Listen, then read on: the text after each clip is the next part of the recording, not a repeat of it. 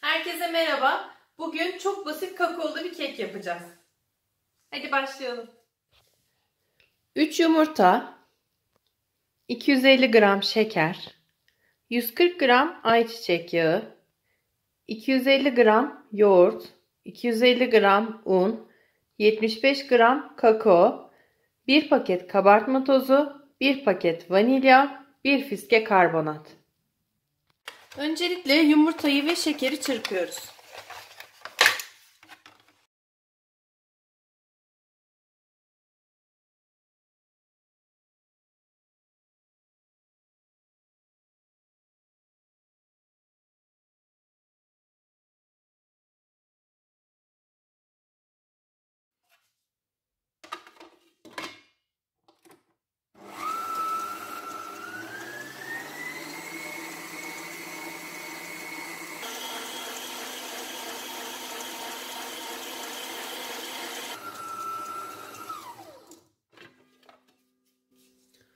Sıvı yağ ve yoğurdu ekliyoruz.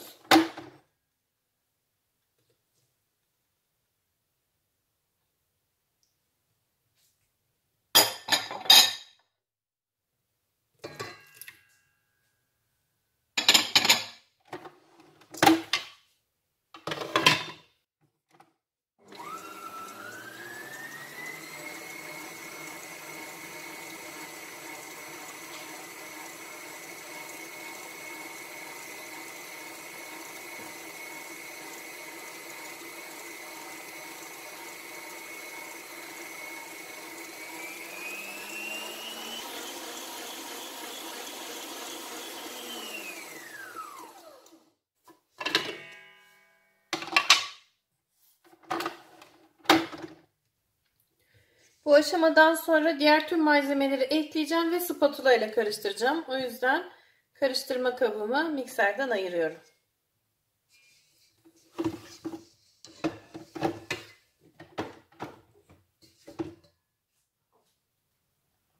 Un, kakao, vanilya,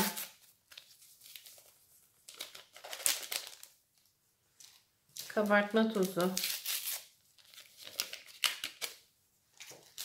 1 fiske karbonat.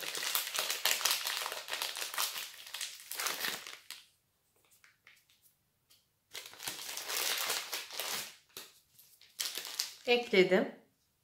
Spatula ile karıştırıyorum. Alttaki yumurtalı şekerli karışımın içine aldığı havayı kaybettirmeyecek şekilde alttan üste doğru çevirerek karıştırıyorum. Ve bu arada fırınımı 180 dereceye ayarlıyorum.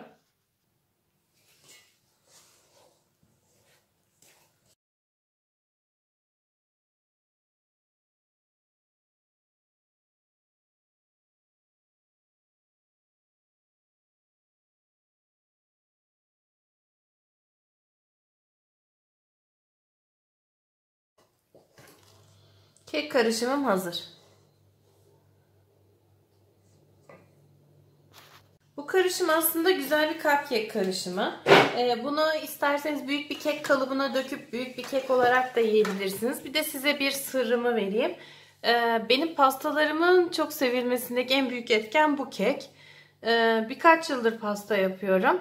Ve en sonunda ne zaman bu keki yapmaya başladım, ondan sonra insanlar pastanın inanılmaz lezzetini anlatmaya başladılar. Çünkü ben pastanın içine pandispanya koymak yerine sade olarak yediğimde de güzel bir kek olan keki pastanın içine koymaya karar verdim. Neden pandispanya yapmakla uğraşayım diye düşündüm. Ve bu keki kullandığımdan beri insanlar inanılmaz beğeniyorlar pastaları. Size de tavsiye ederim. Şimdi ben kek kalıbına yaptığım karışımı dökeceğim. Kalıbım kelepçeli bir kalıp. Böylece keki kalıptan kurtarmak kolay oluyor. Kalıbınızın tabanını isterseniz yağlayabilirsiniz. Ben yağlı kağıt kesip koymayı tercih ediyorum. Daha kolayıma geliyor. Ve yan tarafları yağlamıyorsunuz. Çünkü kekin kabarması için yan taraflar yağlanmıyor. Kek yan tarafları tutunarak yukarıya doğru tırmanıyor. Zaten kelepçeli olduğu için de bir kez etrafından bıçakla geçtiğinizde kolayca çıkıyor. Evet. Şimdi karışımı boşaltalım.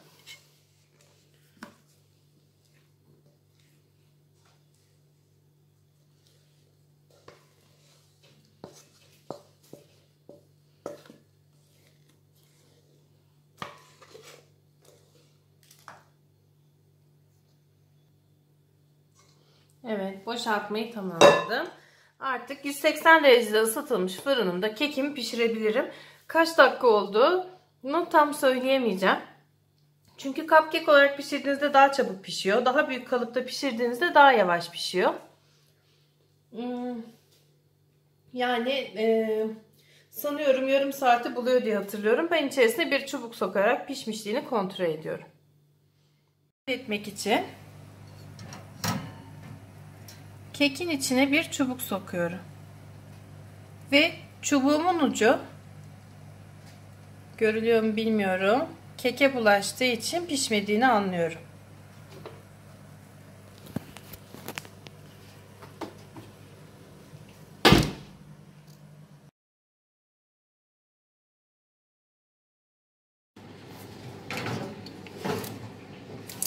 Kek biraz soğuduğunda kalıptan çıkaracağız.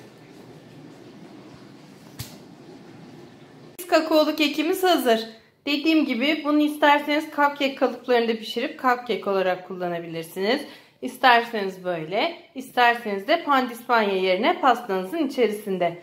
Daha önce tart tarifinde anlattığım pastacı kremasını kullanıp şu anda kendinize bir pasta yapabilecek duruma geldiniz.